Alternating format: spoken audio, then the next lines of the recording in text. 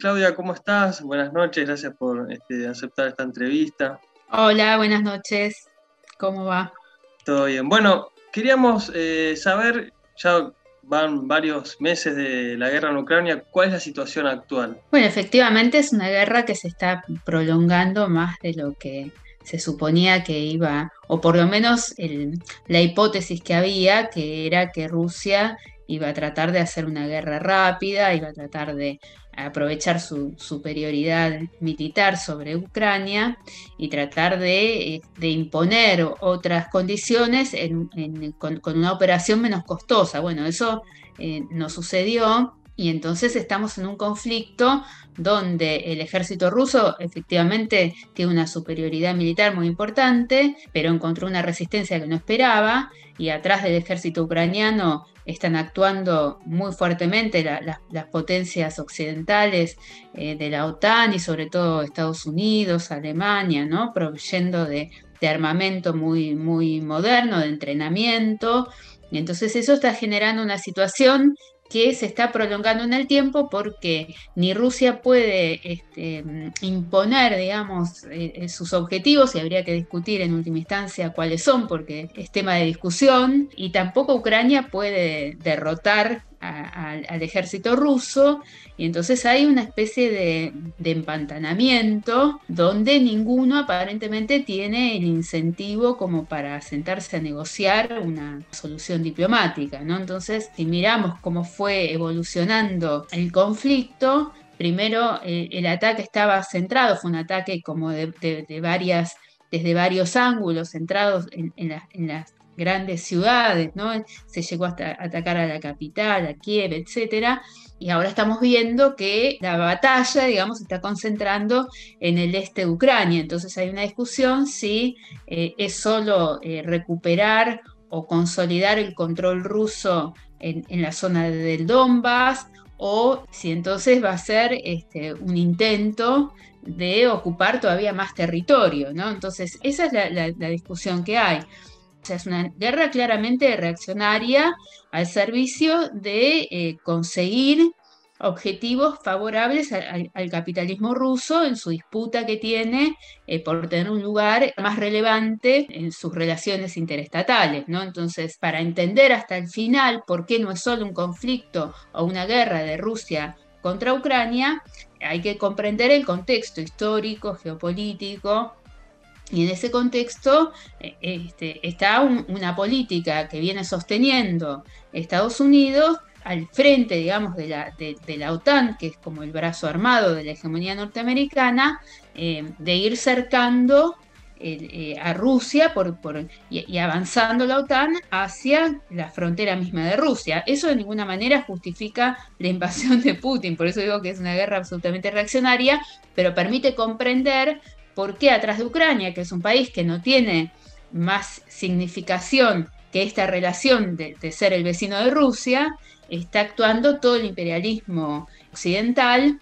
Cuando decimos occidente, no es una definición solo geográfica, porque en ese bloque de occidente entra también Japón, Australia, ¿no? Es todo lo que está alineado con Estados Unidos y la Unión Europea, ¿no? Entonces, en la última semana nosotros escuchamos al secretario de Estado, que se llama Anthony Blinken, y al jefe del Pentágono, que se llama Lloyd Austin, admitir que el objetivo de Estados Unidos es debilitar a Rusia. Ese es el objetivo. A pesar de que los muertos los pone Ucrania y la guerra es en territorio ucraniano, a Estados Unidos le convenga, por ejemplo, prolongar el conflicto hasta que considere que está suficientemente debilitado Rusia, e indirectamente por su relación con China, que es su principal rival, en realidad es el objetivo, digamos, de la estrategia de seguridad norteamericana, en una combinación de desgaste militar y de una presión económica muy fuerte, que es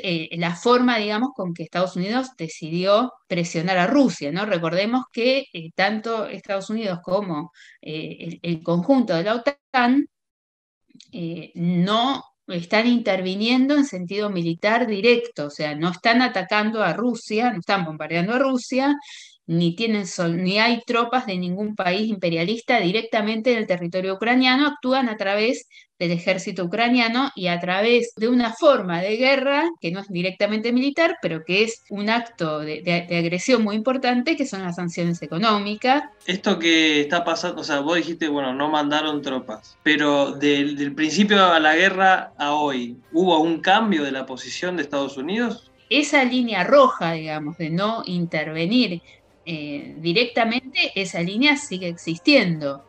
Ahora, por eso, o sea, no es que hay una tercera guerra mundial, ni tampoco entró China, por ejemplo, a asistir desde el punto de vista militar a Rusia. Esa no es la situación. No hay una guerra directa entre Rusia y la OTAN. En la intervención yo creo que se fue profundizando. Por ejemplo, antes le daban solo armamento defensivo y ahora están armando a Ucrania con otro tipo de armamento porque es otro tipo la batalla también que se le va a presentar en el este, ¿no? Y entonces, quizás con eso que le daban, probablemente no podían hacer frente a la ofensiva rusa, porque está planteada otro tipo de batalla. Entonces, ahora, eso va escalando. Inclusive el propio Biden había dicho que Putin no podía seguir siendo presidente de Rusia, dando a entender que intervenían para que cayera el gobierno, digamos, casi directamente.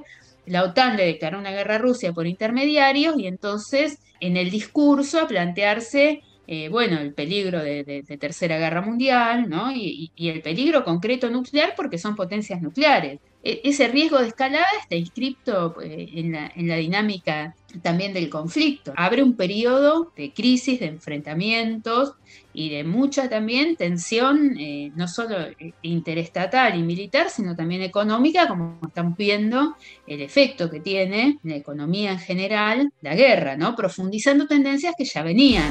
De alguna manera, ¿cómo nos afecta, ¿no? También a nosotros los laburantes acá. Está ejerciendo una presión muy grande sobre la economía internacional, tendencias que ya venían de antes, profundizándose como el tema de las tendencias inflacionarias y sobre todo en los precios de la energía, ¿no? Y otras commodities que obviamente presionan el conjunto de la economía internacional y también cómo vayan a responder los estados centrales, por ejemplo, con subas de tasas de interés para contrarrestar esas tendencias inflacionarias. O sea que hay, ahora, eso es en lo inmediato, pero nosotros no podemos pensar solo eso, tenemos que pensar, ¿nos afecta en qué sentido? En que en que se está mostrando cuáles son las tendencias profundas del capitalismo, al militarismo, al guerrerismo imperialista. Entonces, eso no se va, nosotros no somos pacifistas, eso no se va a resolver en conferencias de paz ni en negociaciones. Digamos. Son tendencias que acompañan propias del desarrollo capitalista y entonces solo las podemos frenar organizando. Por eso es muy importante esta discusión y qué posición tenemos, porque como vos sabés, en la izquierda hay distintas posiciones. Hay una parte, digamos, de una izquierda más que ve que Rusia, como enfrenta a Estados Unidos, lo considera progresivo en sí mismo, porque tiene contradicciones con Estados Unidos, digamos que es una izquierda campista, ¿no? Que entonces está con Rusia. Y hay otro sector de la izquierda, justamente porque Rusia ha invadido, considera que no tiene contradicciones la resistencia ucraniana dirigida por Zelensky, que atrás tiene a todo el imperialismo mundial. Entonces es muy importante la posición. Nosotros sostenemos una posición, combatimos para que surja una expresión independiente, inclusive en el movimiento antiguerra, que en Argentina o en nuestros países no se expresan, digamos, en movilización, pero en países europeos que están muy comprometidos, donde hay un salto en el militarismo, sí. Entonces nosotros intervenimos con una posición independiente, digamos, exigiendo el retiro y repudiando, obviamente, la invasión rusa y exigiendo el retiro de las tropas rusas, pero planteando abajo de la OTAN, porque lo único que puede frenar eso es verdaderamente organizarse y organizar con un programa antiimperialista e internacionalista.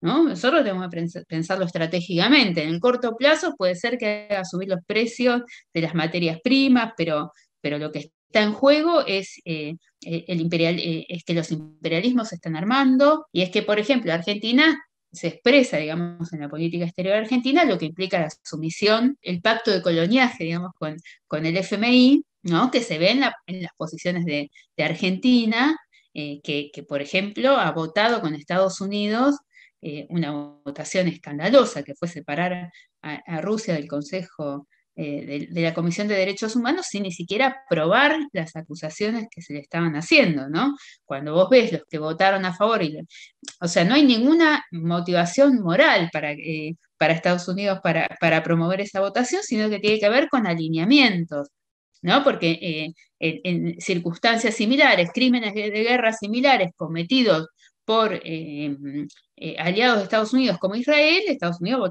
vota en contra de cualquier condena. Entonces, digo, eso es evidente. Entonces, si vos ves cómo resultó ese mapa, un sector muy importante no se alineó con Estados Unidos, ¿no? Estamos hablando de estados muy importantes como la India, que se abstuvieron.